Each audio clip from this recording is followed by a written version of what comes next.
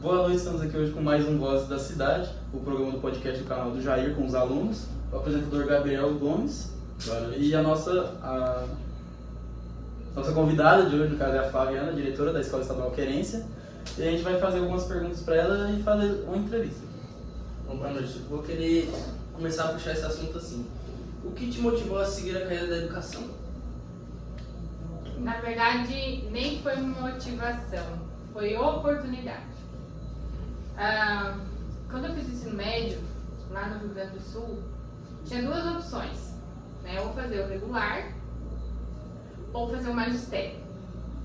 E meu pai e minha mãe, né, sempre incentivaram a estudar, né? E eles optaram por me colocar a fazer o ensino médio no magistério, né? Então era numa escola cenicista, eu fiz, né? Então todo o ensino médio, e ele é voltado para a formação do professor. Então as disciplinas são diferentes, né? Então eu estudei disciplinas didáticas, fiz estágio e terminei o ensino médio, então, e parei. Fiquei um tempo parado, fiquei acho que uns 3 anos sem estudar. Depois, então, eu já tinha magistério, já tinha experiência com... O magistério forma você para a base, né? Para você trabalhar com os alunos menores. Aí surgiu a oportunidade de fazer faculdade. Eu podia optar entre pedagogia, história ou letras, que eram os cursos que tinha disponível na época. E eu pensei, pedagogia eu acho que não. Eu fiquei entre história e letras, então eu optei por letras. Eu sempre gostei de ler, li muita literatura, então eu fui para o curso de letras. E foi aí que eu comecei a entrar na educação. Depois que eu fui para a faculdade, na época ainda podia, isso era em 2009, 2010, ainda podia dar aula só com o magistério. E na cidade onde eu morava precisava de professor para trabalhar nas escolas de interior. Porque a maioria das pessoas se concentra na cidade grande, né? E o interior ficava muito defasado, faltava profissional, e eu morava no interior. Então surgiu a oportunidade de eu trabalhar. Então em 2010 eu entrei na educação, fazendo faculdade, não estava formada ainda, mas eu tinha um magistério.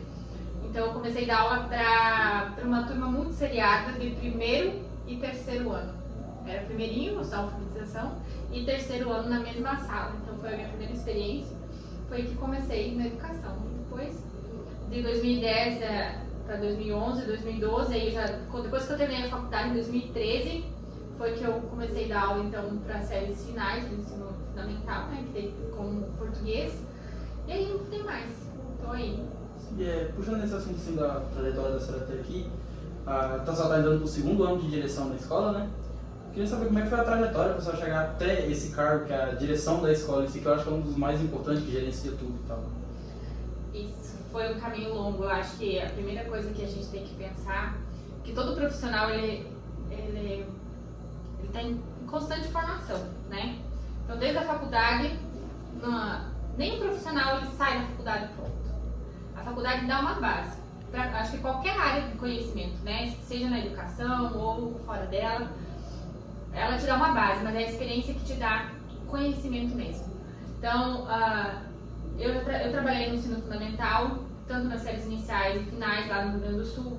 Lá no Rio Grande do Sul eu passei um concurso do município, porém eu fiquei 1 ano só de efetiva e meu marido resolveu vir embora para Querência, Mato Grosso, né? Eu vim para cá. Aqui fui trabalhar na época na escola 19 de dezembro. Quando eu cheguei aqui, as pessoas, né, nossa, 19, ela tinha um estigma, né? Ela tinha uma fama não muito boa naquela época. Falaram. Mas eu, assim, eu posso dizer que eu cresci muito como profissional trabalhando na 19. Foi uma experiência diferente do que eu era acostumada, né? Numa escola de interior, no Rio Grande do Sul, pouco aluno, a 19 já era bem grande. E eu gostei muito de trabalhar lá. Aprendi muito, fiz muitas amizades, né? Tive muito conhecimento lá. Eu trabalhei no Cefic também, um tempo, aí eu passei no concurso de estado e eu fui assumir a vaga lá na 20 de março. Porque 20 de março não tinha professor efetivo de língua portuguesa, então, né, era a oportunidade, né? E na 20 de março eu fui trabalhar só com o ensino médio. Lá na 20 de março eu aprendi muito com os colegas, né, principalmente com o Davi, com as pessoas que tinham mais experiências, né, que trabalham lá. Então a gente sempre vai aprendendo. Depois eu fui trabalhar na DRE, quando a DRE estava aqui, em Querência, então trabalhei na parte pedagógica, depois eu trabalhei na parte administrativa e financeira. Tudo isso é aprendizado. Quando surgiu a oportunidade, então, quando surgiu o seletivo de diretor, foi num momento assim de mudança, né? Tanto no quadro das escolas, de leis, de orientações, né? As DREs sendo estabelecidas no estado, né? A DRE de aqui tinha fechado. Então, eu pensei, por que não? Vamos fazer seletivo, né? O seletivo, ele foi prova escrita, né? Questões objetivas, redação, e depois a gente tinha que fazer um plano de gestão para apresentar numa entrevista com o pessoal da Diretoria Regional de Educação. Na prova eu passei, né? Passei em primeiro aqui, de 30 questões, eu acho que eu acertei todas as questões. Corrigindo a prova foi para a redação, só quem passava na primeira ia para a segunda e assim sucessivamente. Corrigiu a redação, aí foi para a entrevista. Como eu não trabalhava aqui nessa escola, eu trabalhava na 20 de março, eu não conhecia muito a realidade, aí eu contei com a ajuda de vários profissionais daqui que me ajudaram a montar o plano de gestão para entender o contexto, porque o plano de gestão é quando você pensa o que você vai fazer naquela gestão, né? Então eu tinha que conhecer a realidade, aí eu contei com a ajuda de várias pessoas mesmo que trabalhavam aqui para me ajudaram a construir esse plano. Aí eu apresentei o plano e passei. Aí foi, né, depois que você passa, aí cai a ficha assim, bom, agora é um desafio, né? Não é fácil, porque eu nunca tinha trabalhado na gestão de escola, então chegar até aqui foi foi desafiador. É muito mais trabalhoso que tipo, dar aula, no caso, né? Com certeza, é outra realidade, é outra responsabilidade. Quando você dá aula, você tem a responsabilidade com as suas turmas, com o seu conteúdo. A gestão de uma escola, você tem a responsabilidade, principalmente na direção, com todo o contexto, com tudo. Junta tudo que tem numa escola, é a responsabilidade da gestão. Né? Então, é uma responsabilidade bem maior, bem mais trabalho, com certeza, porque junta toda a questão administrativa, financeira, patrimônio e pedagógica. Aí nesse assunto que a senhora já falou da trajetória, queria perguntar qual foi os maiores desafios durante essa trajetória e ao assumir o cargo? O que a senhora teve que fazer mais para... Maior desafio, eu acho que é você trabalhar com gestão de pessoas. Porque a gente não trabalha com uma máquina, não é só computador aqui, né? Se você trabalhar com computador num trabalho técnico, é fácil. A parte mais fácil é o trabalho técnico, né? Agora você trabalhar com pessoas, né? Fazer essa gestão de pessoas é a parte mais desafiadora. Porque você tem que entender o que cada um sente, o que cada um passa, o conhecimento de cada um, né? Para você também mediar, seja conflito ou não, né, situações, manter um diálogo, né, coerente. Construir aquele vínculo com os alunos, né? Isso, tanto com os alunos quanto com os funcionários, né? Pensa, a escola tem 90 funcionários, 90, ano passado a gente tinha 95, esse ano não veio pra contar ainda. Lidar com esse povo é difícil. Né? Então você tem que ter uma... como é que eu vou dizer, uma empatia e uma flexibilidade para você trabalhar com as pessoas, né? Então essa é a parte que eu acho mais desafiadora no cargo. Sobre as responsabilidades no cargo de direção, começa pela administração, né? Porque toda a parte financeira de uma escola passa é a direção que coordena, né?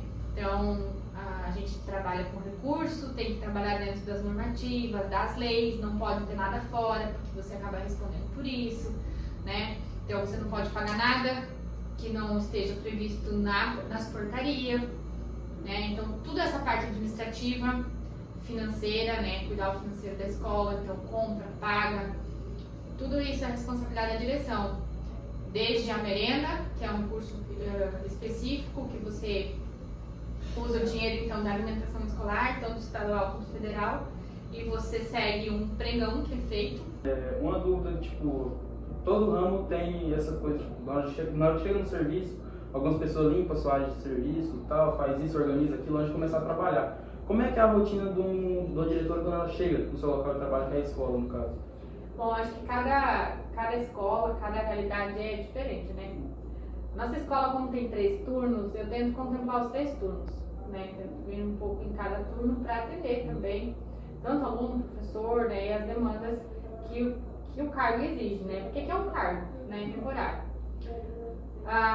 Como que eu faço quando eu chego na escola? A primeira coisa que eu ligo é o computador e eu olho os e-mails, porque a gente recebe muita demanda da SEDUC, né? Muita apuração de documento, muita coisa que tem que fazer, então a gente recebe diariamente. Então a primeira coisa que eu olho os e-mails e eu vou organizando por ordem de prioridade, porque tudo tem um tempo, né? Tem um dia que você entregue, então por ordem de prioridade eu vou organizando o que tem que entregar, os prazos, né? Primeiro prazo eu cumpri, eu vou fazendo primeiro. E aí conforme vai vindo as demandas eu vou realizando. Eu tento trabalhar manhã, tarde e noite, alguns dias.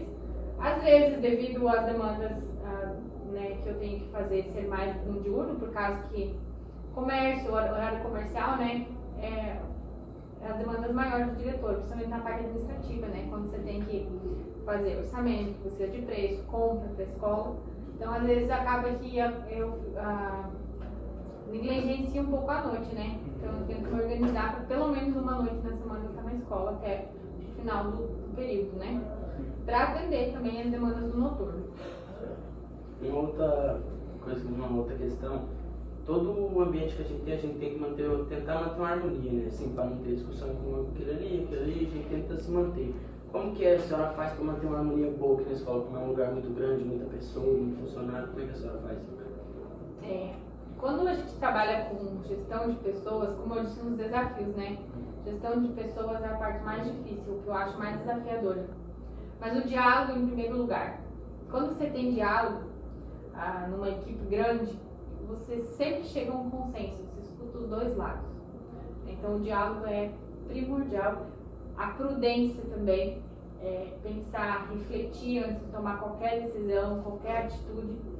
Quando a gente fala de servidor, quando a gente fala de pais, quando a gente fala de alunos, a gente tenta manter essa prudência, né? Agir com empatia também, depende da situação. Então, é com calma. Calma, eu acho que é uma das palavras assim que define muito isso. Você pensar antes de fazer, de agir, ouvir os dois lados, né? E tentar sempre pela resolução de qualquer conflito, seja entre alunos, seja com o servidor, com o pai, ou qualquer situação que surja aí, né, da gente trabalhar. Eu acho que foi uma coisa que veio abordada muito nesse começo do 2025, foi a questão da tecnologia na escola, tipo, pelo celular, essas coisas em si. Como a senhora acha que a tecnologia afetou na escola que a senhora gerencia atualmente, em questão dessa lei que colocaram agora? Eu acho que a tecnologia, num sentido amplo, ela veio para inovar. Porque educação, como qualquer outro, ela precisa evoluir, né? Então, o uso adequado da tecnologia, ela vem para acrescentar, ela vem para contribuir com o aprendizado. Né? Você vê que a escola tem 6 gabinetes de Chromebook, a escola tem televisão, né, Smart TV, tudo isso o governo traz dentro da educação, ele proporciona para as escolas para melhorar, né, a forma do professor trabalhar. Se a gente for analisar, a SEDUC tem várias plataformas digitais, né, que contribuem, se usadas adequadamente, para a aprendizagem dos alunos. Porém, quando ela é usada de forma errada, ela atrapalha, né? Então, por exemplo, quando o professor leva um gabinete de Chromebook para a sala para trabalhar as plataformas de inglês, o aluno, em vez de entrar na plataforma, vai entrar em jogos online, né? Então, ele está desviando o foco do aprendizado. Então, depende de como usa, né? Eu acredito que depende de como que ela é gerenciada em sala de aula, como que ela é trabalhada, ela é muito benéfica. Depende de como o aluno leva também, né? Pode ser destrutivo. O celular, o que eu tenho observado? A proibição do uso do celular, ela trouxe mais interação social para a escola. Porque assim, a gente já tá 24 horas com o celular, tá? Vocês não dormem com o celular do lado da cama? Eu durmo com o celular. Dorme, né? Então, pelo menos 4 horas no dia, o aluno tá sem celular, né? E não tem essa necessidade, porque se for precisar da tecnologia, tem Chromebook na escola. O celular era foco o quê? Qual era o foco do celular? É jogos e rede social. Não é verdade? Instagram, isso, rede social. Quando você tira isso, o aluno foca mais no quê? Na interação social, na sala de aula, no corredor, prestar atenção na aula do professor. Então a gente já vê essa mudança nesse 1 mês. Se você for comparar esse 1 mês agora, sem celular, com o ano passado, dá uma diferença muito grande. Está muito mais à frente Isso. a aprendizagem da escola. Verdade. E a gente tem que cuidar que o uso excessivo, ele é prejudicial. Não é à toa que o governo criou uma lei para proibir o uso do celular, é porque estava realmente prejudicando. Se a gente for analisar os índices de desenvolvimento da educação em aprendizado real, a gente vê que isso tem regredido nos últimos anos, porque o uso excessivo do celular prejudica, né? Então eu acredito muito nesse sentido. Quando a tecnologia ela é para contribuir, ok. Quando ela é para trabalhar, atrapalhar, ela deve ser deixada de lado. Uma outra dúvida que eu como aluno tenho, tipo assim, o aprendizado da educação hoje em dia não tem como reclamar, ela é boa, mas não, na opinião da senhora, o que poderia fazer para melhorar na educação, no aprendizado, no ensino? Eu acho que assim, se a gente for olhar estrutura de educação, melhorou muito, né, nos últimos anos. Olha a tecnologia na escola, a escola tem material estruturado, que antes não tinha, cada um recebendo sua apostila, é nível de escola privada, né? Ela tem algumas coisas que ainda tem que melhorar muito no material estruturado, que vem meio defasado ou com algum problema mas se você for analisar, é um material bom, que o aluno leva para casa, é com ele, é dele. Né? As plataformas digitais são excelentes, porém eu acho que o que precisa melhorar na educação é a parte humana. Porque assim, se você olhar, que a nossa mantenedora olhasse, a diferença que é o professor ensinar uma sala com 25 para uma sala com 35 alunos. Qual que será que é a sala que ele vai ter maior rendimento, que o aluno vai aprender melhor, que ele vai poder dar uma atenção melhor? A de 25. Então a gente tem hoje salas superlotadas, né? Que o professor não consegue dar uma atenção individualizada dentro de aluno que tem defasagem, que alunos vêm, muitas vezes a recomposição da aprendizagem ela não é feita lá no ensino fundamental básico, que ela deveria ser trabalhada desde o primeiro aninho. O aluno não foi alfabetizado no primeiro ano, trabalha a recomposição, vai trabalhando no segundo e assim sucessivamente, porque se ele não chega lá no sexto sem saber ler e escrever, e é o que acontece. E aí numa turma de 35 tem um aluno que não sabe, o professor vai conseguir dar uma atenção para ele individualizada? Não vai, né?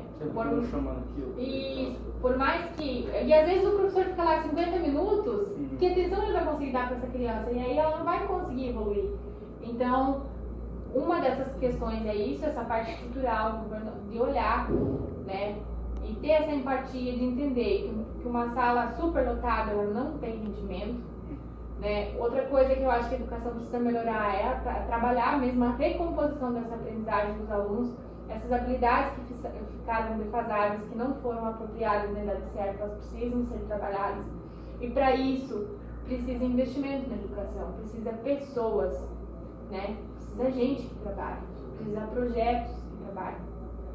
Né? Porque o professor de sala de aula na disciplina, por exemplo, vamos falar de ensino fundamental anos finais, que já é disciplina, e ensino médio.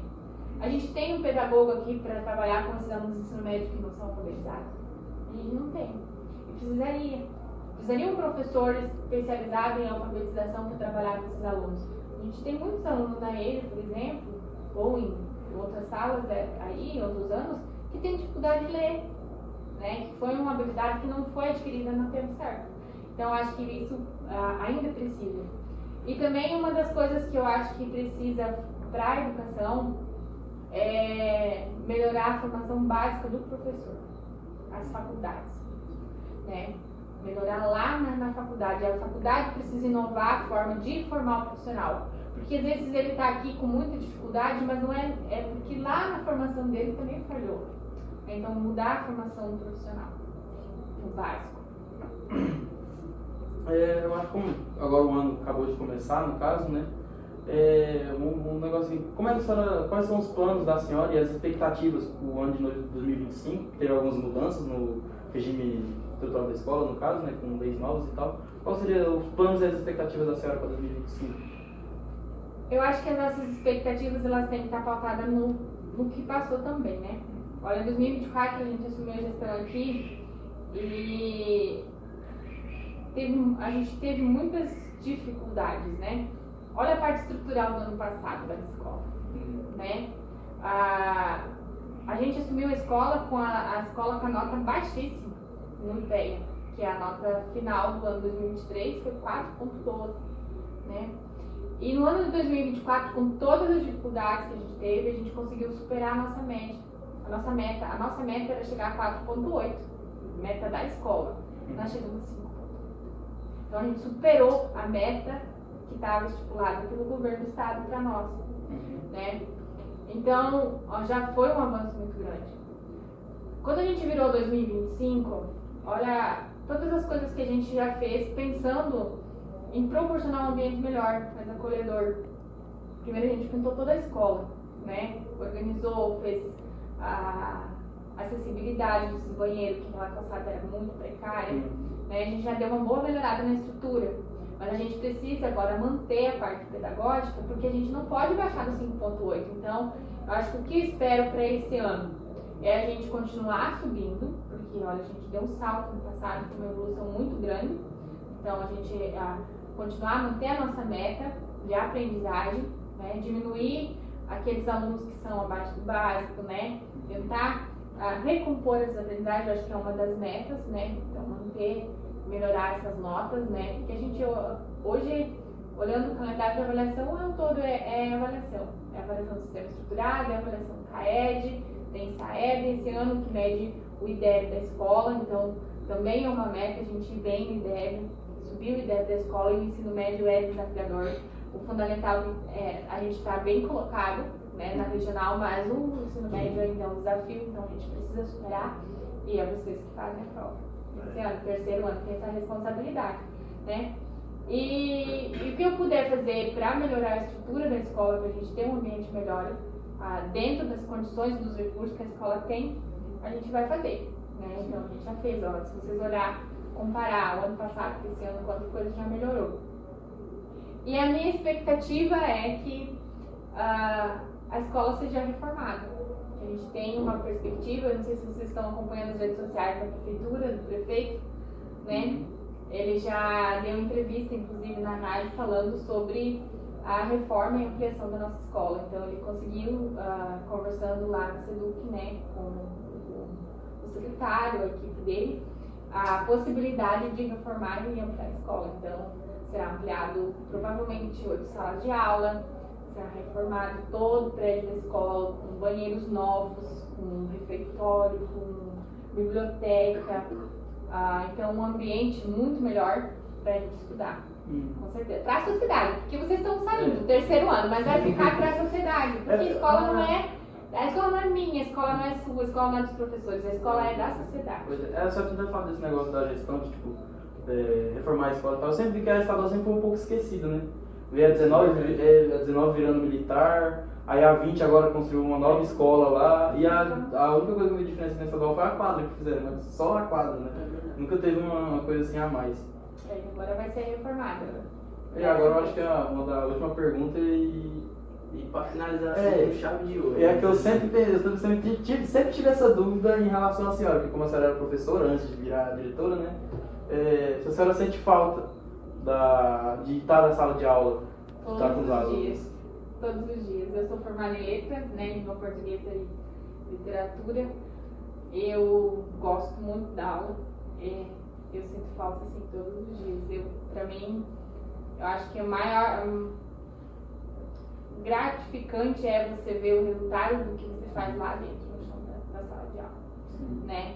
Então assim, eu sinto falta mesmo. E eu vou voltar, Quando pra acabar minha lição aqui, eu volto pra sala de aula. Ah, eu vou ficar triste, eu não vou estar aqui. Mas nós volta, nós damos Então foi isso. Muito obrigado pela pessoa que assistiu. Esse foi o Vozes da Cidade, aqui do podcast, com a nossa entrevistada, a diretora Flaviana da escola, né? Escola estadual. E só agradecer e muito obrigado. Boa noite a todos aí.